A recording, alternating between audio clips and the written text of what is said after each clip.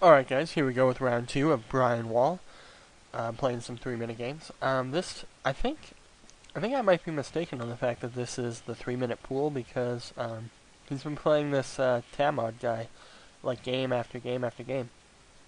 And I think this might be like match play or something.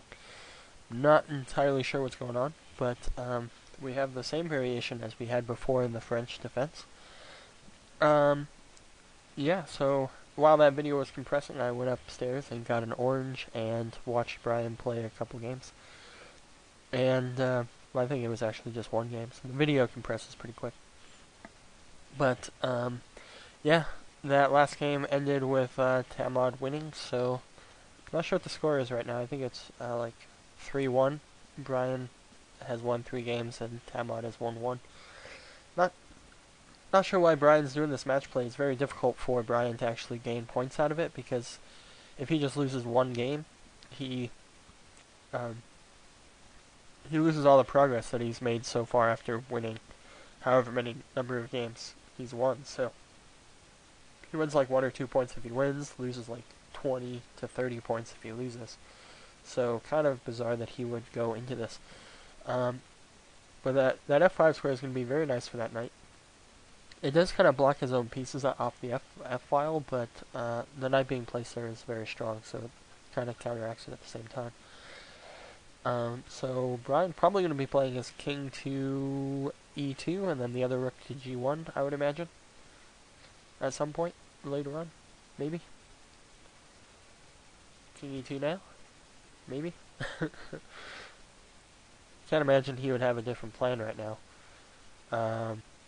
Oh, Brian offered him a draw right there. That's kind of bizarre.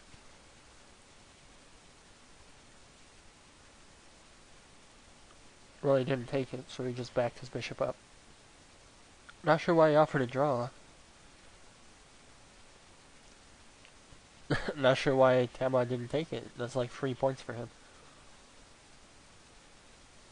Brian is setting up some kind of tactic here, I'm sure. Probably can see something like, I don't know, rook f6 looks like a good move. Rook f6 followed by bishop takes knight, potentially. Oh, nope.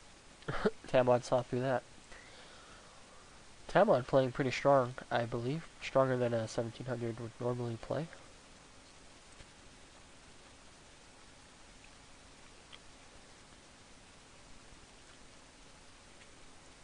Sorry, that orange is way too big for my mouth. Okay, so right now it's kind of stalemated over there on the king side, but Brian does have that passed e-pawn, so that's going to play a major role soon, hopefully. And his bishop on d2 is going to do a wonderful job defending c3 and helping to prevent black's rooks from having space to come in. That pawn on d5 is just hanging. Not sure why Brian doesn't want to take it.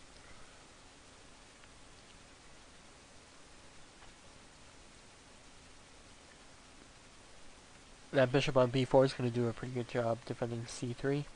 And meanwhile, Brian should just be free to start capturing stuff. Take on d5. It's hanging, Brian. It's hanging. It's free.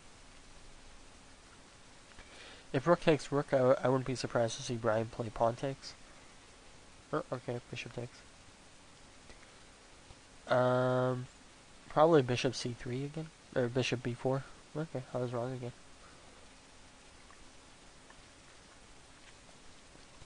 A3 probably now. Nope. Brian offering another. Oh, no. Sorry, it wasn't Brian offering the draw. It was Tamad offering the draw. No wonder. that makes so much more sense. Okay, so opposite colored bishops plus rooks. Now, opposite colored bishop endings are the most drawn endings, but if there's a rook on the board, it's very easy for one player to start attacking the other player, because, well, as you can see here, rook b8's going to trade off the rooks. But I don't think Brian's going to be able to win with if he trades off the rooks, so probably has to try something to win more material, because I think he needs at least 2 pawns to win this position. So, what Brian's plan is, I'm not sure. Oh, okay. So if he gets his king on b4, you can probably just play rook takes. Yeah, okay, that was his plan. His plan was to sack his rook for the bishop, and this is going to be very difficult for black to maintain a draw. I mean, king b6 and then king b7, and it's just game over. Yeah, en passant. Oh, this could get interesting, though. B6, maybe? King b6. I think he's got to get rid of that that rook over there first, and then he can push. There we go. Okay. Yeah, so this is winning for Brian. He just has to queen his pawns. Yeah, okay. So queen, and then just queen h8 is a simple way, but it's probably just mate in a couple moves here. Well, queen e6 followed by queen a6 was mate. And this is going to be mate as well. Oh, Brian didn't want to play the mate in one, he just wanted him to queen first. So Brian can be pretty sadistic sometimes, but hey, it's chess, and if you can be sadistic, you might as well. Because you're not going to... Yeah, people just might get sick of playing you if you're too sadistic, but yeah, whatever. So here we go, we actually have a new opponent, so this must be the 3-minute pool. He's playing Where's Wally? Usually it's Where's Waldo, but I don't know. Where is Wally? So here we have, what opening is this? E4, knight c6, d4, d5. This is kind of like a unorthodox response to e4. Yes, you could consider it some kind of a Scandinavian game, considering the way that it kind of transpired.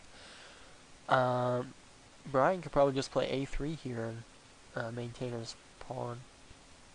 Well, actually, Brian sacrificed a pawn, not Wally. So, yeah, I'll probably just call this guy Wally instead of Where's Wally, or I don't know, whatever. Yeah, Where's Wally just gave up a piece there for no reason. No, he didn't. Okay. Wow, that kind of scared me for a second. I was like, what? Anyway, sorry, I'm not doing too well on the commentary here. Pawn takes e3 should be good. Probably going to be king c2, rook a to d1, and just doubling on the d file is probably a good plan for Brian. Also, if he can get a knight on f4, he could just pound on e6, so that would be a good idea, because that's kind of a weak point in Wally's position. And for the most part, probably just going to be occupying the d file, because you want to put your rooks on open files or half open files, so that way you can use them instead of being stuck behind pawns. Bishop e3 probably. Yep, okay. Now rook d4 and doubling is probably on the agenda here. Well, Wally does have a great square for that knight on d3, and Brian does have to be careful of allowing that knight to come in there, because it's going to put a clamp down on his entire position. So I noticed Brian's rating actually went down to 2071, so his rating before was actually his normal blitz rating, so those were actually matches and not in the 3-minute pool. I was misled into thinking that it was the 3-minute pool. Anyway, so Brian's knight coming in there, harassing e6 pretty well. Probably going to see rook c6 to defend that. Okay, bishop c4 does an excellent job as well, and Brian's knight could be in a little bit of trouble here. He's only got one square to go to at the moment. So if black plays h5 here, he might have a chance at trapping that white knight. h5... Nope, he's just content to put his knight. He could still play h5. It doesn't look like he sees the idea, so... yeah, h5 followed by king f6 would win the white knight, so... yeah, fortunately for Brian, Wally does not see that he can play that, so... Yeah, so he doesn't have to worry about his knight, although he still has the option. It's just sitting there. Yeah, I guess the quality of these 3-minute games is not the best. Brian losing an exchange there, And if he loses that night, he's just going to be down to... He's going to be down to, yeah, nothing, so...